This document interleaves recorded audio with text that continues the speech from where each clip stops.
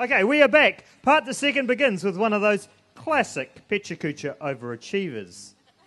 Petr Adamek's biographical details suggest that Stanley Kubrick and Steven Spielberg might have consulted him when researching the movie AI.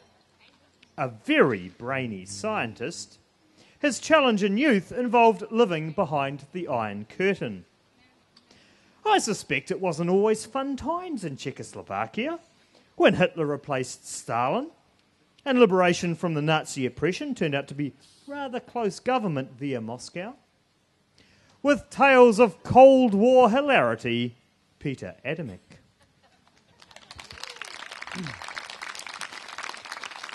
Hello. So, yes, thank you. This is where I was born, Czechoslovakia. It was the epicenter of the Cold War. It was one of the westmost countries of the Eastern Bloc that was ruled by the Soviets when I was growing up. These are my parents. My story begins in 1968 when the Soviet tanks invaded Czechoslovakia because they were afraid that we are going to depart from the pathway to communism. So this is what my parents experienced. And I was actually born into an era called normalization. By normalization, that's me. By normalization, they meant that they didn't like it, that our people thought it was normal to travel, to enjoy democracy and free elections. So this was when I grew up. It was not always easy or interesting, but sometimes there was some fun about it. This is a typical kindy that we experienced as children in the midst of, concrete blocks of apartments. We had the normal problems as children have, not much political. If you steal my teddy bear, I will throw plastic toy on you. So this was the kind of way how we dealt with problems. The ideology came here. This is close to where I lived, Roman Catholic Church. People who went to church in this age were considered not normal and they were suspicious. So this is where the introduction began to ideology, but the real hard time was in 1980 when Ronald Reagan became the president. And I was 7 and my cousin was 8, so he was much more politically aware. And he introduced me to the problem. He said, this guy is very bad. He wants to throw nuclear bomb on us. I was really horrified because I never recalled that we would, steal his toys or do anything bad to him. So the chubby guy over there under the arrow, that's me. I'm probably not so happy here because I was wearing my pioneer uniform, which we were only supposed to do for this photo shoot. Those 3 guys who don't have it, it's not because they were opposing the regime, they just forgot. This is Lenin. He's the constructor of communism. Now, very important for you to understand, communism was never achieved. It was only an ideal, aspirational state that we were striving to go to as we were building our socialist country. Sometimes they call it democracy. So on 1st of May, every year, we had to appear at these parades. This is my mom, my sister, and me. I was obviously not interested in that, but it was compulsory. If you didn't show up, you were in trouble. So there were slogans, and they were sometimes funny. Sometimes they were oxymorons, like, we will fight for world peace no matter what. And we can use weapons to do that. We are also patrolling our borders in unity. Sadly, we were often patrolling them from our people trying to escape out rather than from any enemies trying to get in. So a really bad thing happened in 1986. In April, Chernobyl nuclear power station blew up in Soviet Union, in Ukraine actually. And we were never told this. So here we were, 1st of May, compulsory demonstration, under the nuclear clouds. My parents, as you can imagine, they were not really happy.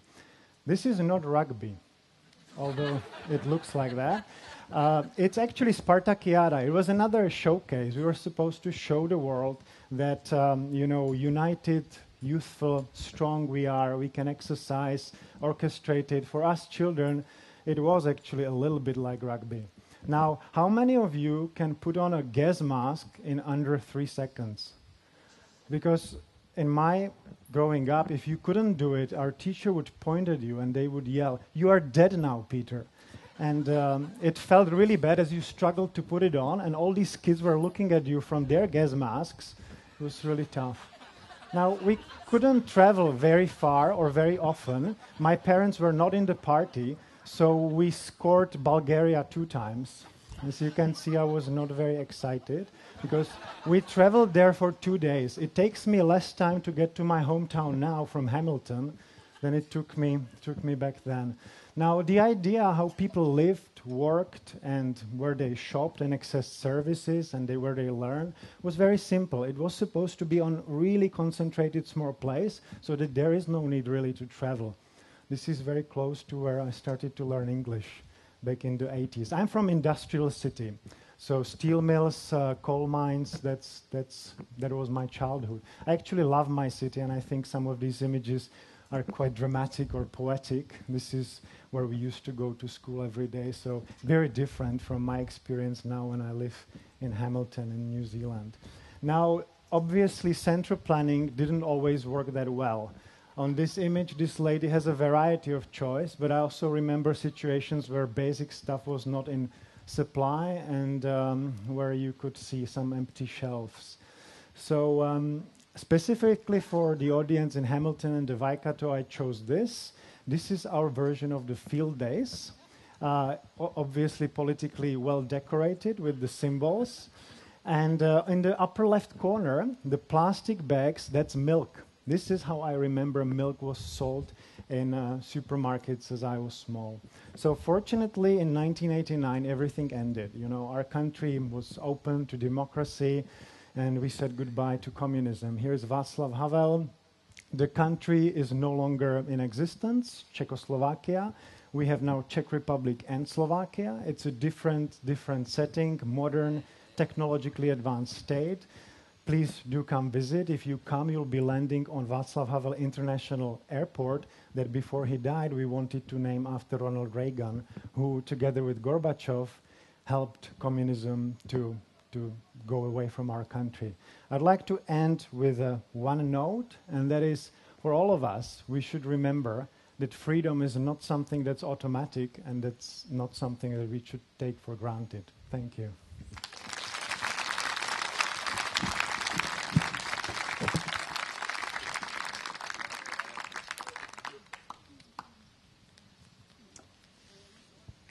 Exactly. A lot of good movies, though, in the late 60s out of Czechoslovakia. Milos Forman, of course. Not an endorsement of the regime, though.